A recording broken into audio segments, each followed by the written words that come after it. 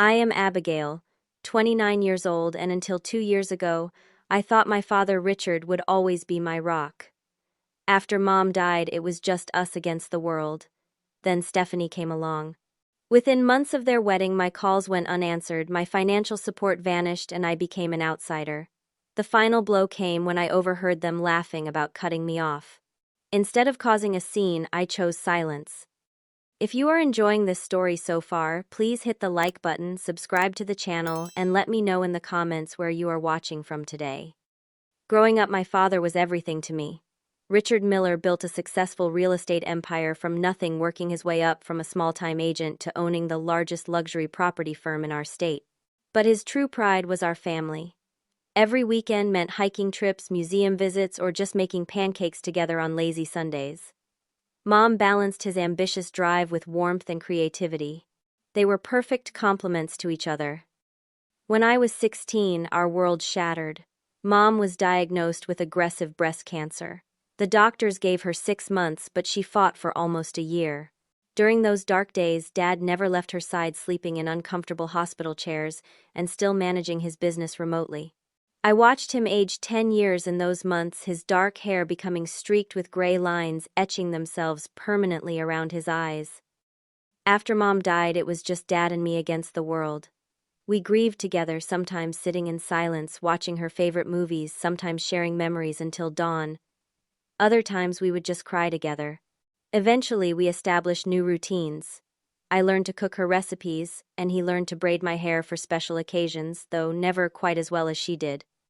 When college applications came around, Dad insisted on only the best schools. He had set up a trust fund for my education years earlier, and I was accepted to Northwestern with a partial scholarship. Every Sunday during those 4 years, no matter how busy he was, Dad called without fail. He visited at least once each semester, taking me and my friends out for extravagant dinners where he would charm everyone with stories about his real estate adventures. After graduation, I moved back to our hometown and began a career in marketing. Dad was so proud that he referred several of his business contacts to the agency where I worked, helping me build my portfolio with prestigious clients. Within 3 years, I was promoted to senior account manager, the youngest in the company's history. Dad took me out to celebrate at the most expensive restaurant in town, toasting to Mom and saying how proud she would be. That was the night everything began to change, though I did not realize it then.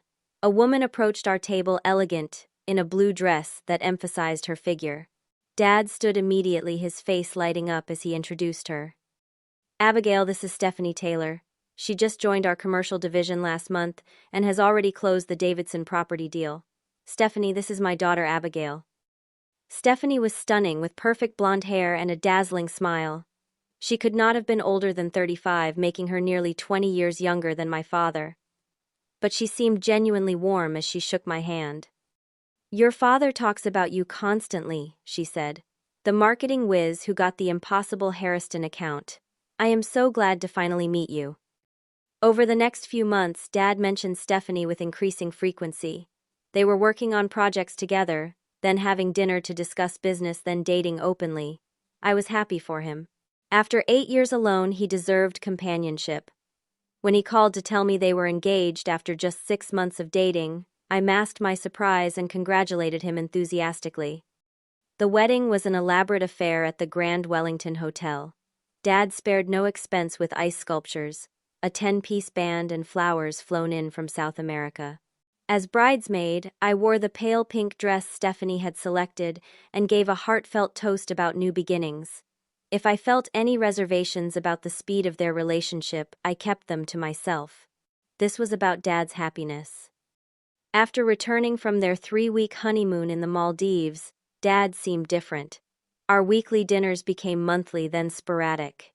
He was always apologetic, but explained that Stephanie wanted to establish their own family traditions. I understood, or tried to.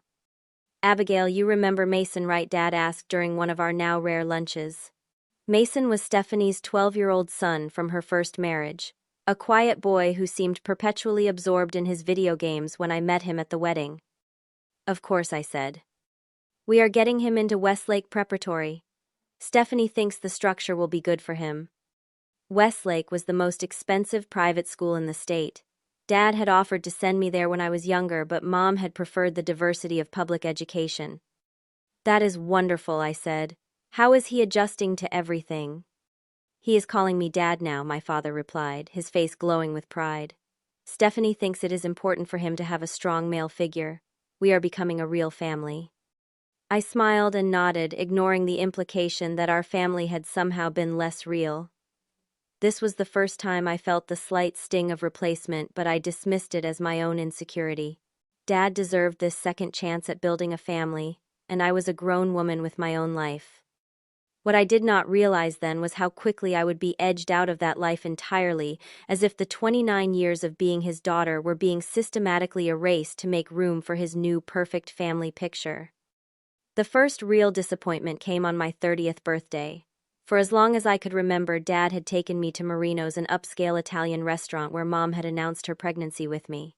It was our special tradition. The day before my birthday, I received a text message rather than his usual call. Sorry, sweetheart, cannot make dinner tomorrow. Mason has a school evaluation we need to attend. Stephanie already made reservations. Rain check. Happy early birthday. I sat staring at my phone, an unexpected lump in my throat. In 30 years, he had never missed my birthday. Even during college, he had flown out if my birthday fell on a weekday. I texted back a casual, "No problem, another time," and tried not to dwell on it. The rain check never came. Instead, a gift card to a department store arrived in the mail 3 days later with a generic card signed by Dad, Stephanie, and Mason. The gift card was for $100, a stark contrast to the thoughtful, often extravagant presents he had given me in the past. At Thanksgiving, another tradition crumbled. Instead of hosting at his house as we had done since Mom died, Stephanie decided they would spend the holiday at her sister's home in Colorado. You should come, Dad said, but the invitation felt like an afterthought. Though Karen's house might be pretty full with her kids and Stephanie's parents coming too. I declined spending the holiday with my friend Heather instead. When I called Dad that evening, Stephanie answered his phone. He is out with the boys chopping wood for the fire pit, she explained. Such a beautiful tradition, all the men in the family bonding this way. I will tell him you called, though we are about to have dessert. 2 hours later, Dad returned, my call sounding distracted and ending the conversation after barely 5 minutes. Christmas brought more changes. The family gathering at Dad's house felt like entering a stranger's home. The decorations were all new, modern, silver and blue, instead of our traditional red and green. Mom's handmade ornaments were nowhere to be seen. Stephanie's relatives dominated the party while I knew only my father and Mason. During gift exchanges, I watched as Mason unwrapped a new gaming system, expensive headphones, and designer clothes. Stephanie received diamond earrings that I recognized as having belonged to my mother, something Dad had always said would be mine someday. My gift was another gift card, this time in a greeting card addressed to Abby, a nickname I had never used. When I opened it, Stephanie commented, "Richard, and I thought you would prefer to select something yourself rather than risk getting you something you would not like." Dad had never had trouble choosing perfect gifts for me before.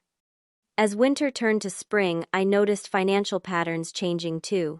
Dad had always helped with certain expenses, a remnant from my college days that had continued informally. He paid my car insurance, helped with medical bills, not covered by my company plan, and occasionally surprised me by depositing money into my account just because.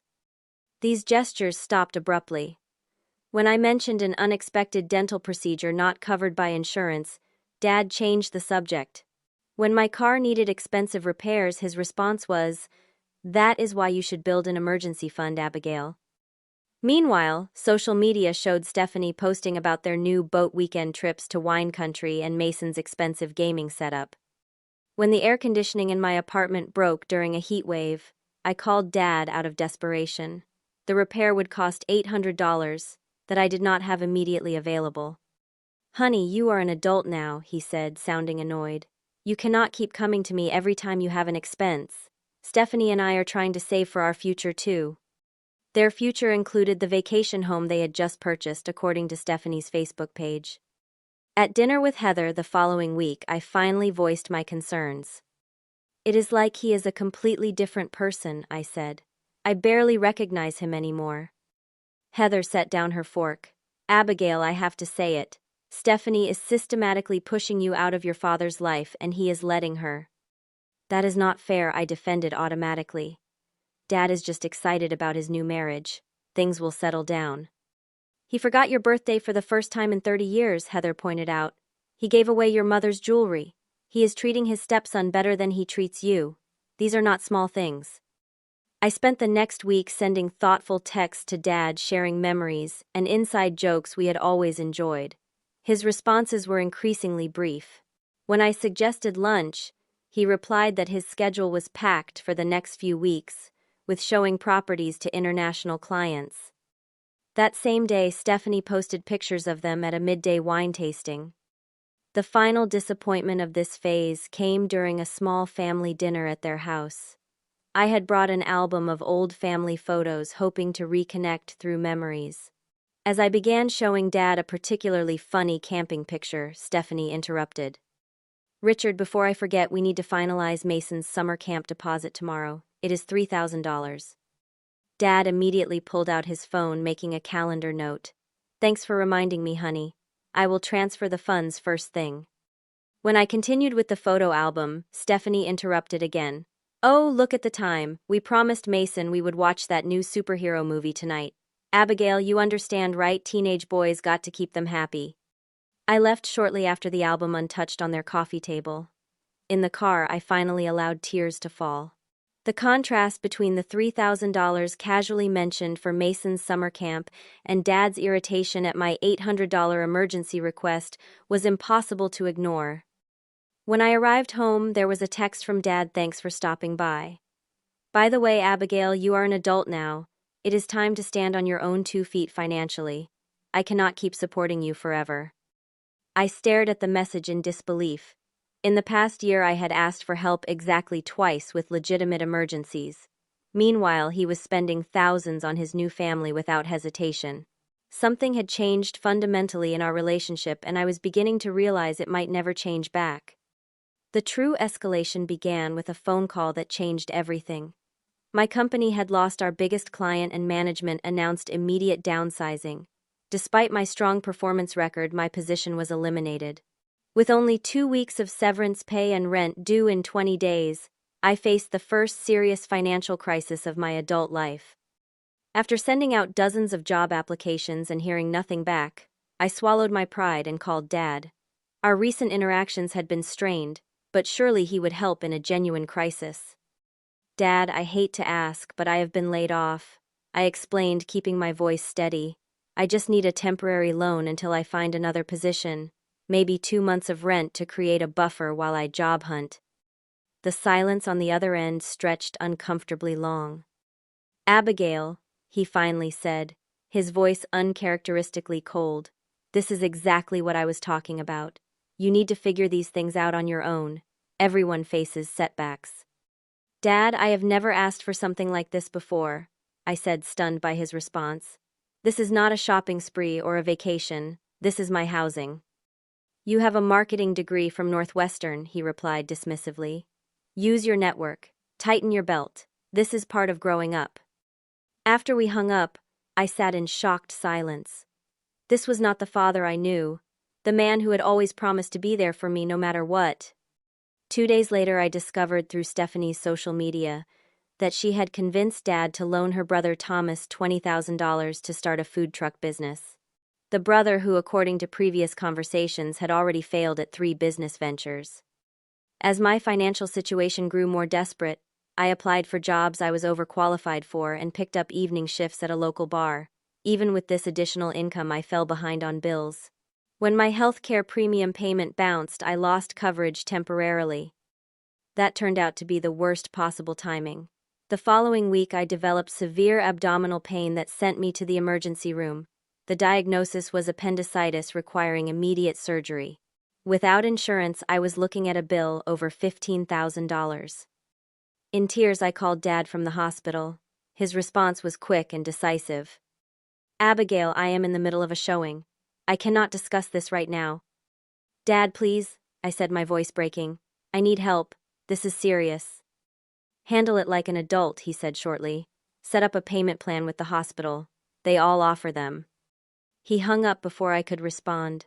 I underwent surgery that afternoon, signing paperwork, agreeing to crushing monthly payments for the next 3 years. During my recovery, no flowers came from Dad and Stephanie. No calls to check on me. Heather took time off work to help me bringing groceries and helping me shower. My other friends organized a small fundraiser that covered my first hospital payment. The contrast between their generosity and my father's abandonment could not have been more stark. 3 weeks after my surgery, Dad and Stephanie hosted a Memorial Day barbecue. Despite everything I attended, hoping for a chance to speak with Dad alone, I needed to understand what had happened to our relationship. The gathering was filled with Stephanie's friends and family, with only a few people from Dad's side. I felt like a stranger as I navigated the crowd searching for my father.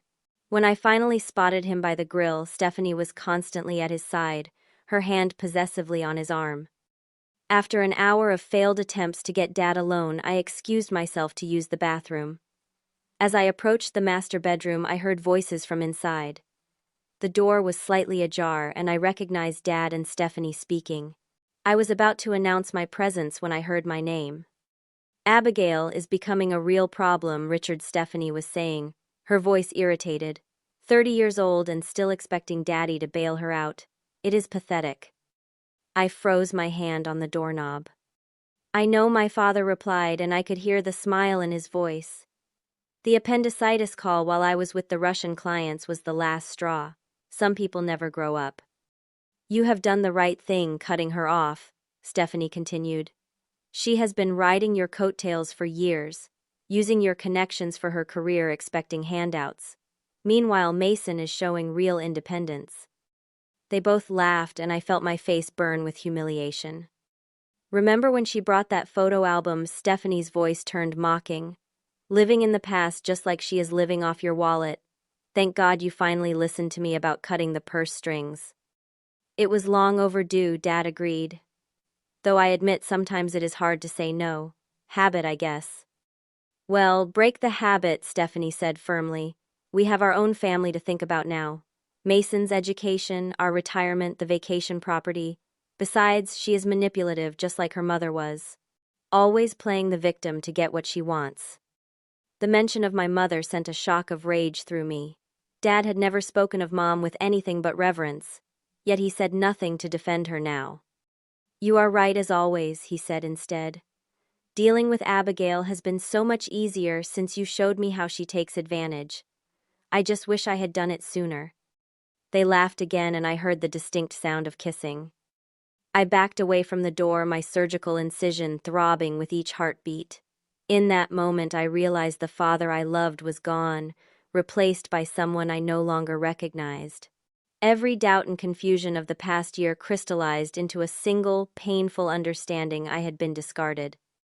My first instinct was to burst into the room and confront them, to demand an explanation for such cruelty. Instead, I silently retrieved my purse from the guest room and left without saying goodbye to anyone. The choice to remain silent was not about fear or weakness. It was a recognition that no confrontation would change what I had heard or bring back the father I had lost. As I drove away from the house where I had grown up, my tears gave way to a cold, clear resolve. I would never again ask my father for anything. Not money, not time, not love. And someday he would realize exactly what he had thrown away. The weeks following the barbecue were the darkest of my life. I returned to my apartment and fell apart, completely sobbing until my surgical incision ached. The betrayal cut deeper than any scalpel could. Every memory with my father now felt tainted, every childhood story questionable. Had he always seen me as a burden? Had Stephanie simply revealed his true feelings? Or had she somehow transformed him? By mid-June, my financial situation had become dire. The hospital payments, rent, and basic utilities consumed every dollar I earned from the bar and sporadic freelance work. When my landlord taped an eviction warning to my door, I sat on my kitchen floor and contemplated calling Dad one last time. Pride meant nothing compared to homelessness. Before I could make that desperate call, I received an email from a local financial advisor named Catherine Pierce. She had heard about my situation through a mutual connection at the bar and offered a free consultation. With nothing to lose, I accepted. Catherine's office was modest but professional. At 50, she radiated the confidence of someone who had weathered economic storms and emerged stronger. She listened without judgment as I explained my situation, including the painful estrangement from my father. "Abigail, before we discuss immediate solutions, I need to ask you something," Catherine said, studying me intently. "Did your father ever discuss a trust fund with you? Specifically, one established when you were a child?" I shook my head. "He paid for my education, but he never mentioned a specific trust." "Why?" Catherine pulled out a folder. "Your father is Richard Miller of Miller Luxury Properties, correct?" When I nodded, she continued, "I recognized the name immediately. His company is well known in financial circles. Public records show he established a substantial trust in your name 20 years ago, following your mother's life insurance payout. By law, you should have gained access to at least part of it when you turned 25. My mind reeled with this information. That is impossible. He never told me about any trust from Mom's insurance. Unfortunately, it is quite possible, Catherine replied grimly. I cannot access the details without legal authority, but the existence of the trust is public record. Something does not add up here. That conversation marked the beginning of my investigation. With Catherine's guidance, I began researching public records of my father's business dealings and personal finances. We discovered the trust had been substantial, over $2 million designated for my education and future security. According to the records, it should have become partly accessible to me 5 years earlier. Further digging revealed troubling changes to the trust within the past year, coinciding with Dad's marriage to Stephanie. The terms had been modified, though we could not yet determine exactly how without legal intervention. This reeks of financial manipulation, Catherine said during our third meeting. These changes began shortly after your father remarried. The timing is suspicious, to say the least.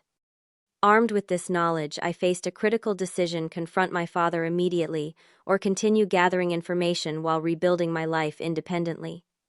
After much consideration, I chose the latter. A confrontation while I was still vulnerable would likely fail. I needed to approach this from a position of strength. With Catherine's connections, I secured a part-time administrative position at her financial firm while continuing evening shifts at the bar. The combined income barely covered my expenses, but it stopped the immediate threat of eviction. More importantly, working at the financial firm gave me valuable insights into investment strategies and wealth management. During this period, I also began therapy with Dr. Sarah Chen, addressing the profound sense of abandonment and betrayal. Through our sessions, I recognized patterns in my relationship with my father that had left me vulnerable to his withdrawal. I had built my entire identity around being Richard Miller's daughter, never fully developing my own independent sense of self. Your father's behavior is inexcusable, Dr. Chen said during one particularly difficult session, but your recovery cannot depend on his recognition of that fact. Your healing must come from within. As I worked through my emotional devastation, an unexpected opportunity emerged. While organizing files at Catherine's office, I discovered I had a talent for simplifying complex financial information for clients. Catherine noticed too, and asked me to help create client education materials. The positive feedback was immediate. Clients appreciated my ability to make intimidating financial concepts accessible and even entertaining. Catherine encouraged me to develop this skill further, suggesting I combine my marketing background with this new financial knowledge. You have a rare combination of talents, she told me. You understand both the financial details and how to communicate them effectively. There is a huge market for that skill set. By September, Catherine offered me a full-time position as a client communications specialist with a salary that allowed me to quit the bar job. For the first time in months, I could breathe financially. I moved to a smaller but nicer apartment, cutting my rent by 20%. My growing financial stability gave me confidence to expand my investigation into the trust fund. I consulted with a lawyer, Daniel Roberts, who specialized in trust disputes. After reviewing the public records, he confirmed my suspicions. Based on what we can see, there appear to be improper modifications to your trust, Daniel explained. The recent amendments have essentially redirected assets meant for you. To proceed legally, we would need to file for discovery to access the full trust documents. I hesitated, calculating the emotional and financial cost of a legal battle with my father. Before making that decision, I made one final attempt at reconciliation. I invited Dad to lunch at a neutral location, hoping that away from Stephanie's influence we might reconnect. We met at a quiet cafe downtown. Dad looked older than I remembered, new lines etching his face. For a brief moment, as he hugged me, I felt a flicker of our old connection. "You look well, Abigail," he said, settling across from me. "I heard you are working at Pierce Financial now. Good for you." "Yes, I have found something I really enjoy," I replied carefully. "Dad, I wanted to talk to you about something important, about Mom's life insurance and the trust that was established." His expression changed instantly, warmth replaced by wariness. "What about it?" "That money went to your education as intended." "Not all of it," I said gently. "According to public records, there was a substantial trust that should have partially transferred to me at 25. I never received access." Dad's face hardened. "Those funds are being managed for your long-term benefit. Clearly, your financial difficulties prove you are not ready to handle such responsibility." "The terms are being changed, Dad, recently." "Why?" He stood abruptly. "I do not appreciate being ambushed with accusations.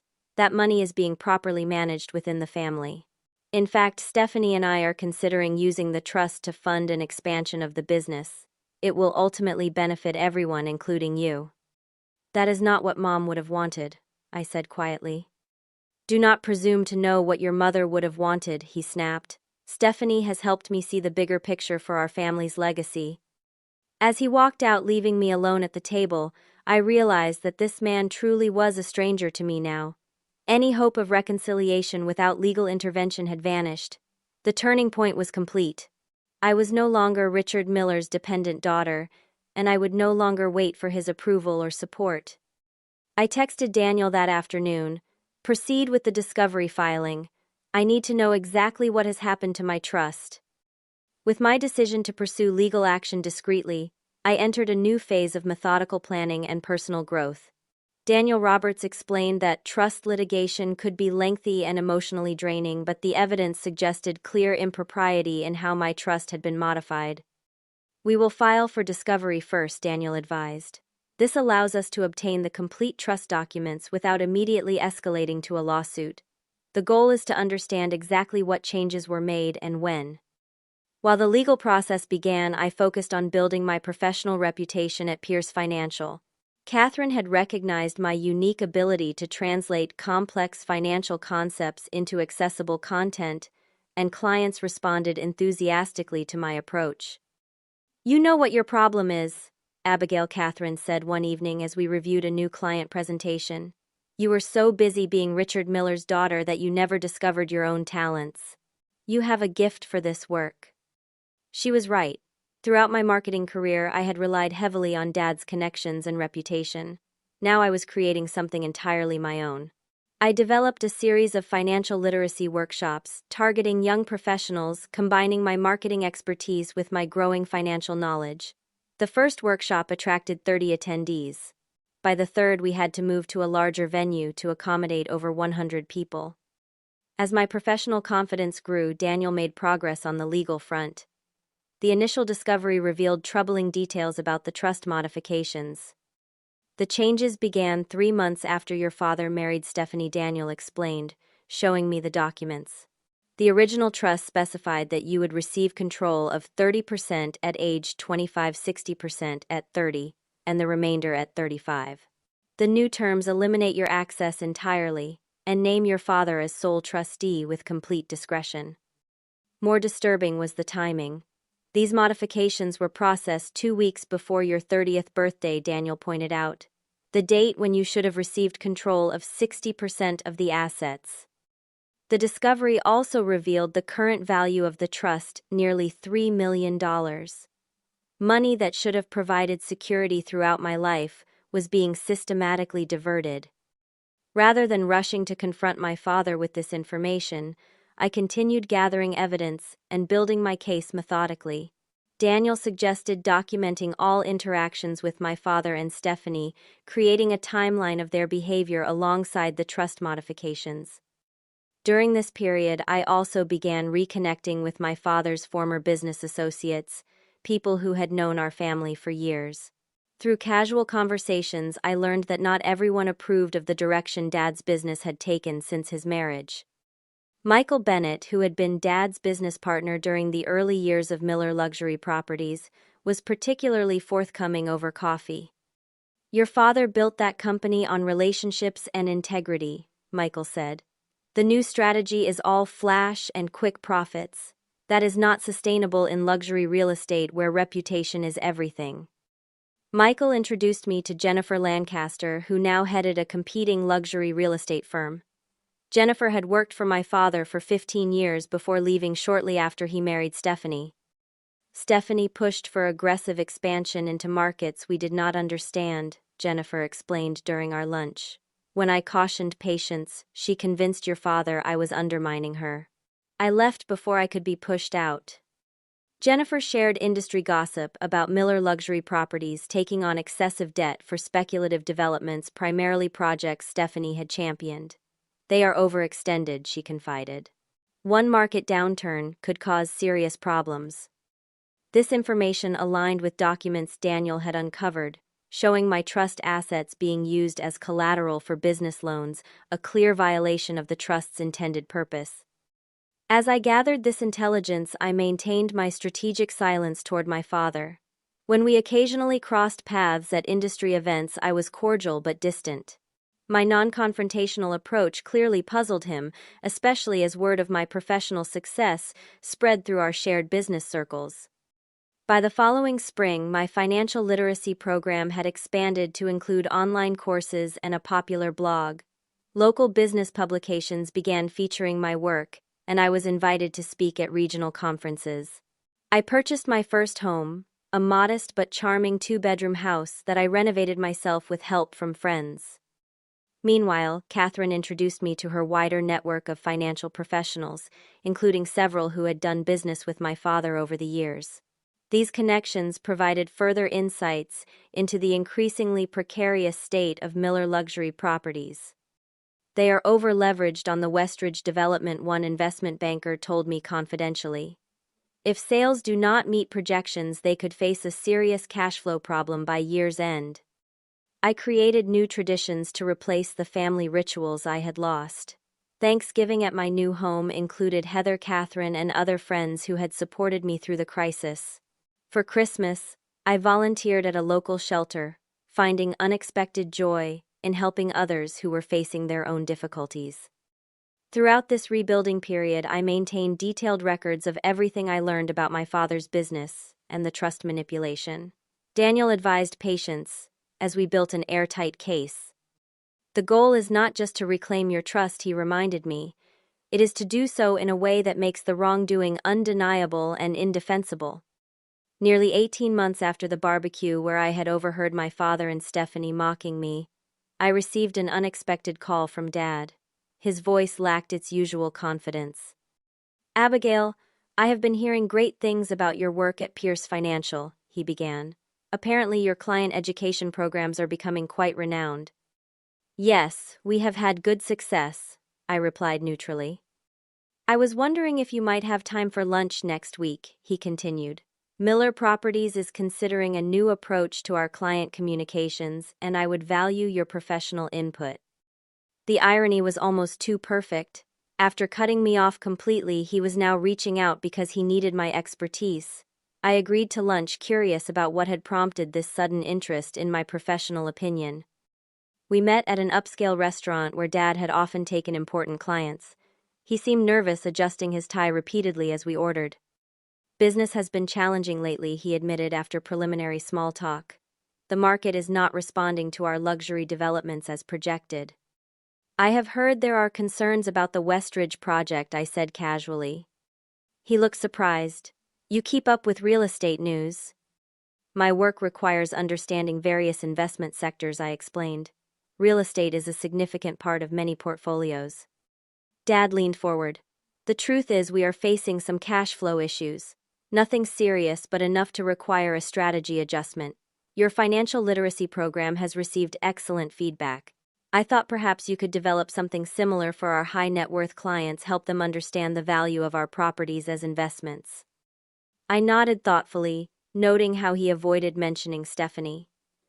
I would need to review your current client communication materials and financial projections to develop an appropriate strategy. Of course, he agreed quickly. I can have Stephanie send everything over tomorrow. Actually, I said, maintaining my professional tone, I would prefer to review the materials directly with your financial team. In my experience, communication strategies are most effective when aligned with the complete financial picture. Dad hesitated, then nodded. That makes sense. I will set it up. As we parted, he seemed relieved, clearly believing I had moved past our estrangement. What he did not realize was that his request had inadvertently offered me legitimate access to the very financial information Daniel and I had been working to obtain through legal channels. That evening, I called Jennifer Lancaster to share this development. He is more desperate than I thought, Jennifer said after hearing about our lunch. Richard would never expose his financial details unless absolutely necessary. This could be the opportunity you have been waiting for. I agreed, recognizing that the tables had finally turned. My father now needed me more than I had ever needed him. The strategic silence I had maintained had allowed me to rebuild my life and career while gathering the evidence necessary to reclaim what was rightfully mine. As I prepared for the upcoming meeting with my father's financial team, I felt no vindictive pleasure, only a calm certainty that justice would finally be served. The path forward was clear, and for the first time in 2 years, I was the one with the power to determine the outcome.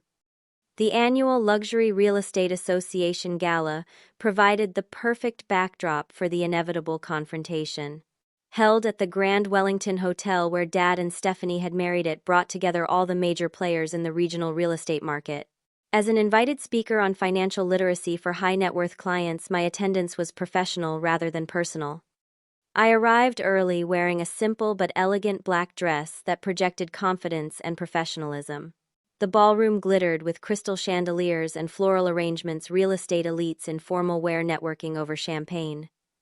Jennifer Lancaster spotted me first, moving gracefully through the crowd to my side. "Your father and Stephanie just arrived," she murmured. They seem tense. Word has spread about Miller Properties canceling their Westridge project groundbreaking ceremony. I nodded calmly. The financial review meeting with their team revealed why. They are leveraged to the breaking point, using my trust as collateral for loans they cannot repay. The week before, I had spent 6 hours with Miller Properties' financial team, ostensibly developing a client communication strategy. In reality, I had gained access to the complete financial picture of my father's struggling empire. The documentation confirmed everything Daniel and I had suspected about the misuse of my trust funds. Across the room, I spotted Dad and Stephanie entering. Dad looked older than his 60 years, the confident posture replaced by subtle tension. Stephanie, glamorous in an expensive red gown, scanned the room like a predator, her smile not reaching her eyes. When she spotted me, she whispered something to Dad, whose head jerked up in surprise. For 2 hours, I mingled, professionally accepting congratulations on my recent profile in Financial Advisor magazine. Throughout the evening, I felt my father watching me clearly, trying to determine the right moment to approach. I deliberately made myself difficult to reach, surrounded by industry leaders who now respected me for my own accomplishments. After dinner, I delivered my presentation on financial transparency and trust in client relationships. The irony of the topic was not lost on me, as I spoke about integrity being the foundation of lasting financial partnerships. From my podium position, I could see my father shifting uncomfortably in his seat. During the dessert service, Dad finally approached my table, Stephanie trailing reluctantly behind him. "Excellent presentation, Abigail," he said, attempting his old charming smile. "You have quite a talent for this work." "Thank you," I replied professionally. I believe transparency in financial matters is essential, particularly regarding trust. Stephanie's smile tightened at the word trust. Your father tells me you are helping with our client communications. How lovely to keep things in the family. Actually, I said after reviewing your company's financial position, I have decided to decline the project. Professional ethics, you understand. Dad's face flushed. Perhaps we could discuss this privately. I nodded, standing gracefully. The terrace should be quiet this time of evening. The hotel terrace overlooked manicured gardens illuminated by subtle landscape lighting. As the door closed behind us, the sounds of the gala faded. Only the three of us stood in the cool evening air, the moment of truth finally at hand. What exactly do you mean by declining for ethical reasons? Dad demanded, his facade of pleasantry evaporating. I met his gaze directly. Your company is insolvent, Dad. The Westridge development was funded with loans secured by collateral you had no right to pledge, specifically my trust fund. Stephanie stepped forward. That is a ridiculous accusation. Richard has every right to manage family assets as he sees fit. Not according to the original trust documents, I countered, opening my clutch to remove a folded paper. This is a copy of the trust established after Mom's death. It specifically prohibits using the assets as loan collateral. It also clearly states the distribution schedule that should have given me control of 60% of the assets on my 30th birthday. Dad's face paled as I handed him the document. Where did you get this? Public records initially, then discovery through my attorney. The same attorney who has documented the systematic redirection of my trust assets into Miller Properties' failing ventures over the past 2 years. Stephanie's composure cracked. This is absurd. You are just jealous of our success of our family. You have always resented me for taking your place. This is not about resentment, I replied calmly. This is about $3 million that legally belong to me, money my mother intended for my security being misappropriated to fund your lifestyle and business failures. Dad lowered himself heavily onto a terrace bench. Abigail, you do not understand the complexities of running a business like ours. Sometimes temporary financial adjustments are necessary. There was nothing temporary about changing the trust terms permanently, I said. Nothing temporary about cutting me off completely while using my inheritance to buy vacation homes and fund Mason's private education. I removed another document from my clutch. This is particularly interesting. An email chain between Stephanie and your attorney discussing how to modify the trust without my knowledge, specifically timed to occur before my 30th birthday. Stephanie's face contorted with anger. You had no right to access private correspondence. It was included in the discovery documents, I explained, along with financial records showing nearly $800,000 transferred from my trust to personal accounts in the past 18 months. Accounts accessible only by you and Stephanie. Dad looked stricken. Those transfers were legitimate business expenses. Jewelry purchases, Mason's private school, your vacation property in Aspen. I shook my head. The courts will not see those as legitimate business expenses for trust assets. Stephanie turned to Dad, her voice urgent. Richard, do not listen to her. She is manipulating you, just like I always said. We can fight this. With what resources? I asked quietly. Miller Properties is 3 months from bankruptcy unless you secure new financing. No bank will provide that financing once our lawsuit becomes public. And it becomes public tomorrow morning. Dad looked up sharply. Lawsuit. For breach of fiduciary duty, trust fund misappropriation and fraud, I confirmed. Unless the trust is immediately restored and control transferred as originally intended, we file at 9 a.m. tomorrow. Stephanie's composure shattered completely. You ungrateful little bitch, after everything your father has done for you. Including laughing about cutting me off when I needed emergency surgery, I asked, my voice finally betraying emotion, including calling my mother manipulative while you systematically stole my inheritance. Dad's head snapped up. What are you talking about? The Memorial Day barbecue, Dad. I overheard you and Stephanie in the bedroom mocking me for asking for help with my medical bills, agreeing I was manipulative like Mom. His face registered genuine shock. I never said your mother was manipulative. I would never say that. I pulled out my phone and played a recording. Stephanie's voice came through clearly. She is manipulative, just like her mother was, always playing the victim to get what she wants. Then Dad's voice. You are right, as always. Stephanie lunged for the phone. You recorded us. That is illegal. Actually, our state has one-party consent for recordings, I corrected her. But that is beside the point. What matters is that Dad needs to understand exactly who he chose over his daughter. I turned to my father, whose face had gone ashen. While we are being transparent, you should also know that Stephanie has been diverting company funds beyond what you authorized. I handed him another document showing transfers from the company operating account to a personal account in Stephanie's name only. Your CFO provided this after I showed him the trust documentation. He has been concerned about financial irregularities for months, but was afraid to approach you directly.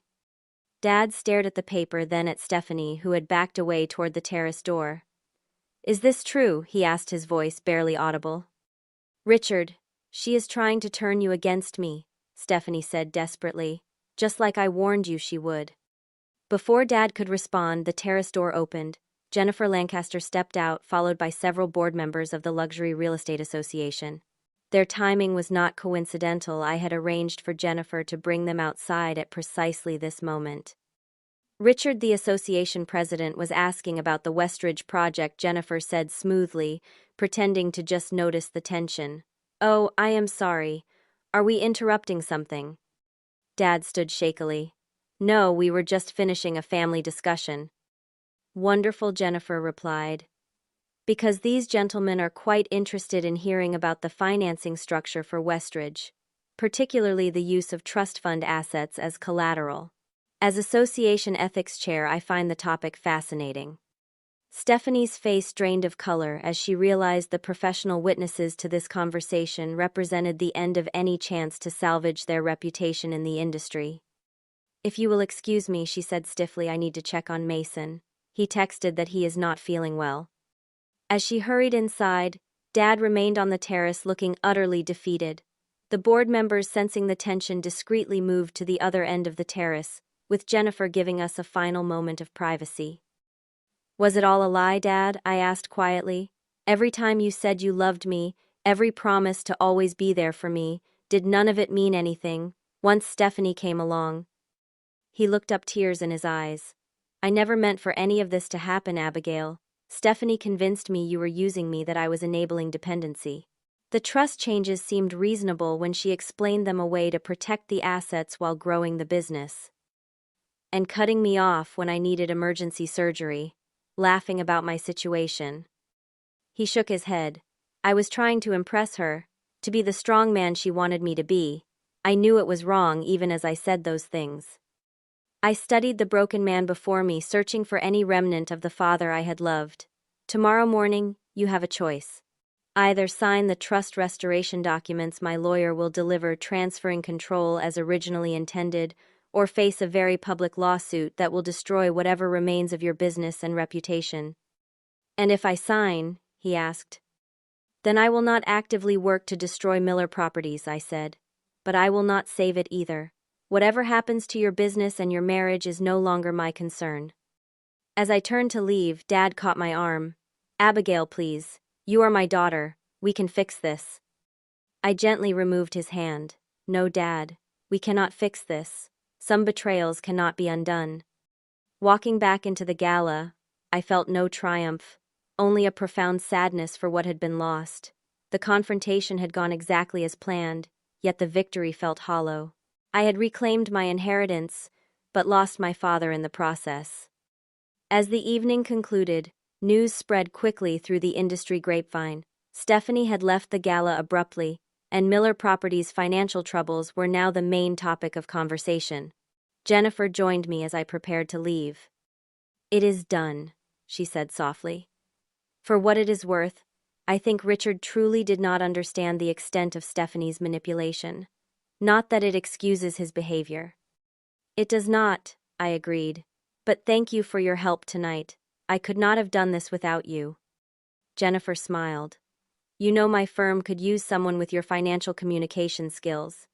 If you are ever interested in expanding your consulting into real estate specifically, my door is open.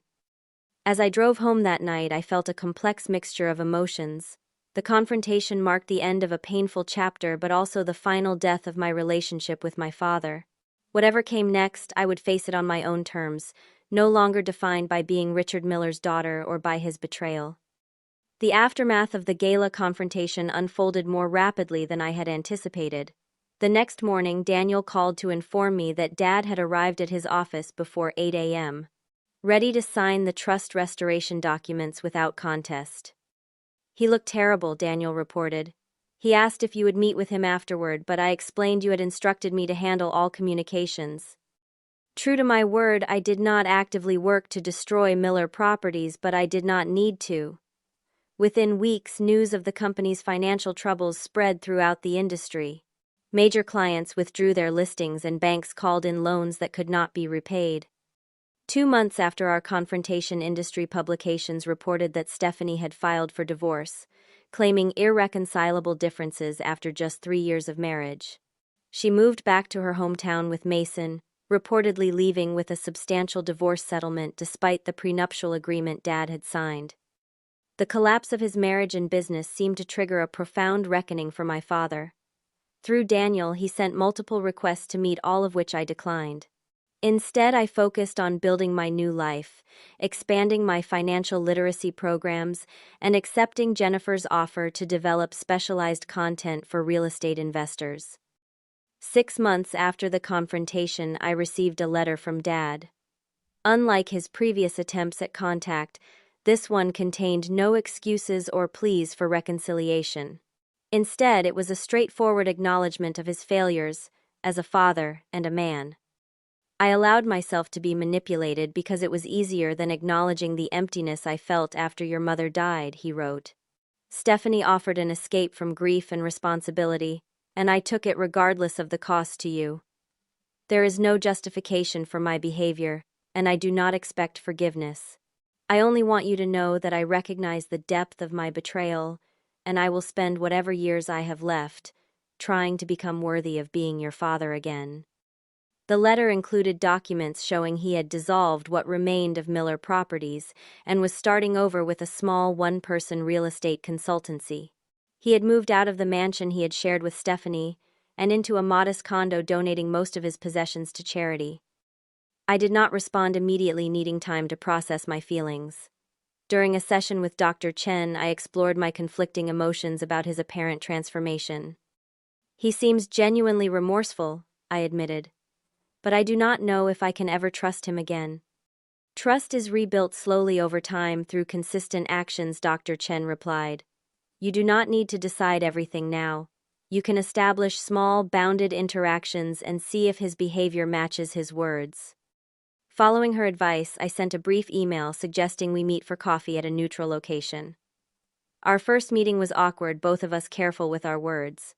Dad looked older and humbler, the arrogance that had characterized his time with Stephanie completely gone. Over the following year, we established a new pattern of occasional meals and carefully limited conversations.